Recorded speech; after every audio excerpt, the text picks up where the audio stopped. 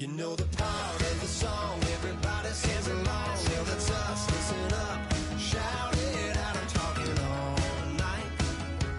The end is nowhere in sight.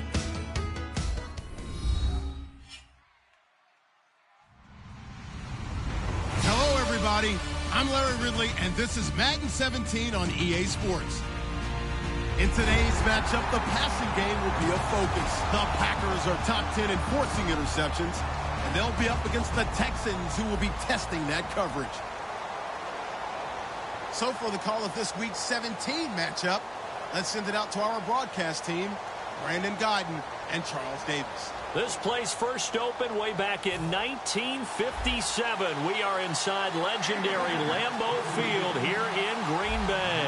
Coming up, we've got a good matchup on tap between the Houston Texans and the Green Bay Packers. Here we go. The final week of the NFL season. Week 17 is underway. And this will be a touchback as that sails over the end line.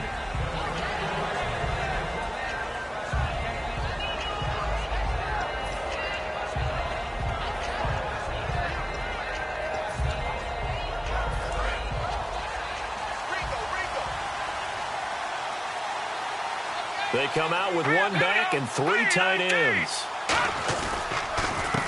They'll give it to him right up the gut. And this defense feeling the encouragement. They stop him at the line of scrimmage on the first play of the afternoon. And the big boys up front in the trenches. What do you think of the O-line, Charles? I love them because this is a group that's so cohesive. They know what the man next to them is going to do at all times, and they operate as a terrific unit.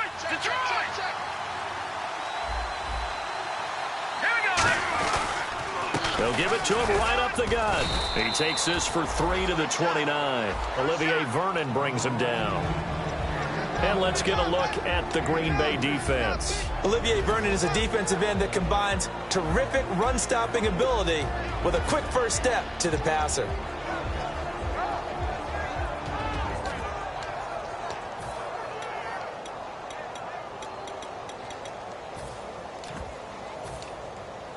This defense looking for an early stop. This is 3rd down and 6.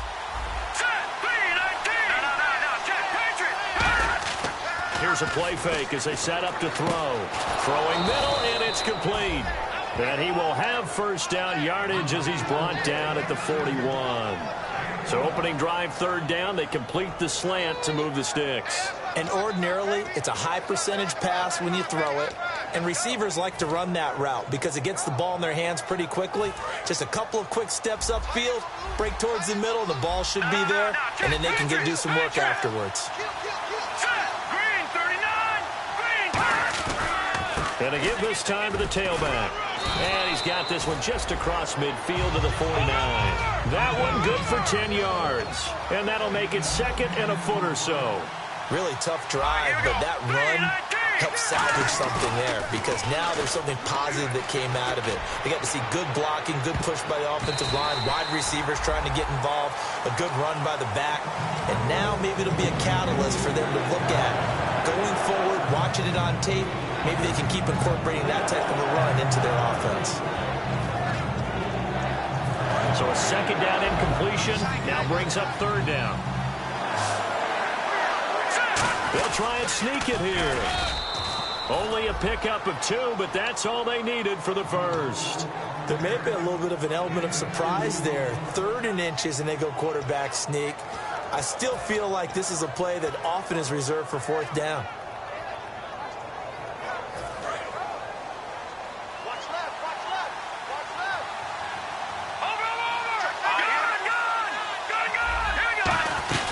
They'll run it now out of the gun. And he's going to be met at about the 43. It's a pickup of 4, and it'll bring up 2nd down.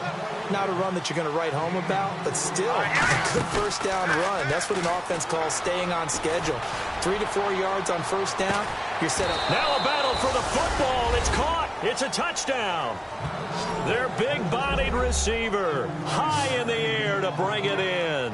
And the Texans have taken the early lead.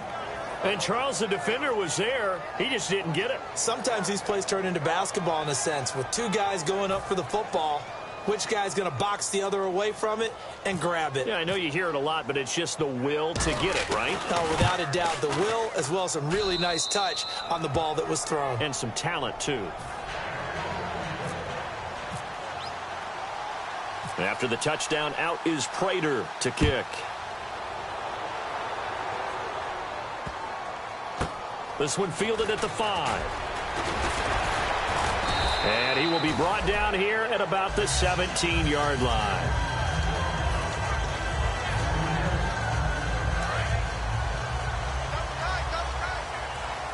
Hey, let's go. Check.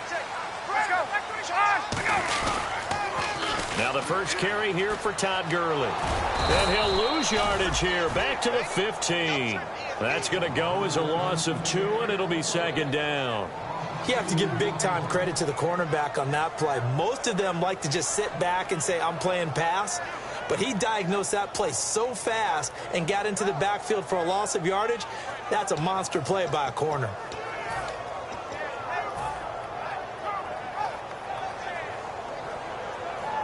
Clock rolling as we hit the midway point of this first quarter.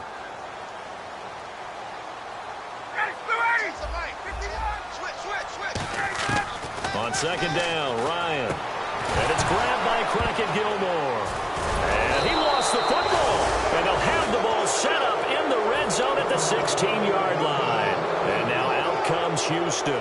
And they'll just simply be looking to build off the confidence of the last time out where they scored a touchdown. And confidence is powerful, isn't it? When you've scored once, you feel like you can go back out there and get it done again. Doesn't matter what the defense throws at them. They feel like they're in a groove right now, and they want to get out there and show it. Yeah, hoping to stay in that groove here this go-around. They'll try and start this drive in the air. The left side throw complete to Adams. And he's in. Touchdown, Houston. Davante Adams, his 3rd touchdown now on the year. And the Texans will add on to their lead.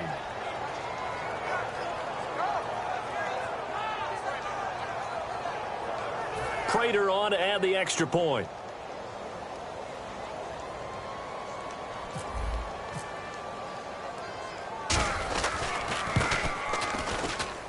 And it's good to make it 14-0.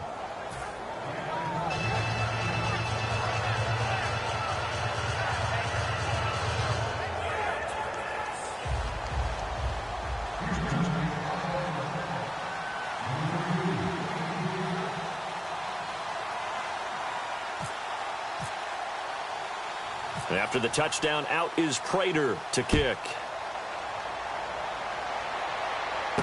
This will be fielded at the 8. And a good return. He's across the 35-yard line, right around the 36. The Packers offense now, they get ready to head back on the field. And last time, not only the turnover, but that turned into 6 points. They got to make up for that here. We always hear about empty possessions, but some are worse than others. You can have an empty possession, punt the ball away, get yourself set to play defense, but when you turn it over, it changes momentum, and when they take it downfield and punch it in on you, that's a bad possession all the way around. Yeah, but you're hungry to get back out there, aren't you? You better be, because otherwise, it's going to be a long day for you. Give them 3 on first down. It'll set up a 2nd and 7. And the offense on the field for the first time today, and they were high-powered a week ago. And they're beginning to believe that they've established a groove. They expect those type of performances each and every week. Running it, throwing it, they're precise. Back to the ground, this time with Gurley. Trying to turn the corner, but they string him out and stop him at the line of scrimmage. And they'll lose a yard that time, and that's going to lead to a 3rd down. One of the beauties of a 3-4 defense is that you have flexibility with your linebackers and you can put them in different spots. But one of the downsides is an offensive team that's committed to running the football, you can get your big offensive linemen up on linebackers quicker, and that usually gives you an advantage in running it. Now Ryan. And incomplete. The contact made the ball roam free and brings up 4th down.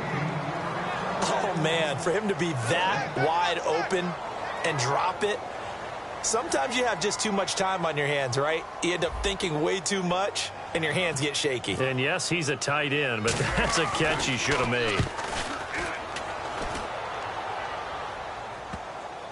And this ball is going to be down now right at the 10-yard line. Good spot. The Texans offense now, they get set to head back on the field here. And they were able to punch it in the end zone last time. They'll be looking to do that again here for the defense. Obviously, they'll be looking to stop them from punching it back in the end zone. It always is punch-counter-punch, isn't it? And which team has the advantage? Well, let's just go back. Last time on offense, they rolled downfield, got into a good rhythm. You can see a little more bounce in and out of the huddle. You can see the sideline really get into the game. So defensively, you're thinking to yourself, how do we take that away from them? How do we get the advantage back? Let's see what they come up with. I think pressure is always the first way to go. You love pressure. I love it. We'll see if they dial it up this drive. And it drops down incomplete. Thought he might have had it. Instead, second down. And when all else fails as a defender, when you're not there in the coverage, your best friend is exactly what we saw there. A big play shot taken by the offense. Unfortunately, it ended in a big drop. And he's brought down, but not before they get it across the 20-yard line. They give him 13 yards there on the play and a fresh set of downs. Well, how many times do we say in this game that speed kills, and it does it in so many different ways? In this case, you got a back who's quick and shifty, can make moves, make people miss. But well, this is taken in. It's complete. A huge play there for Houston.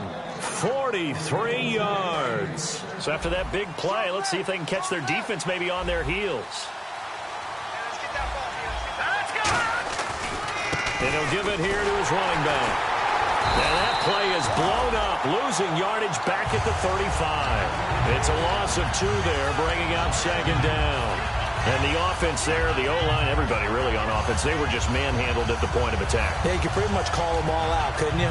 Almost by name, right? That was a very tough sequence for the offensive line. But how about that defensive front creating a new line of scrimmage and creating a lost yardage possibility?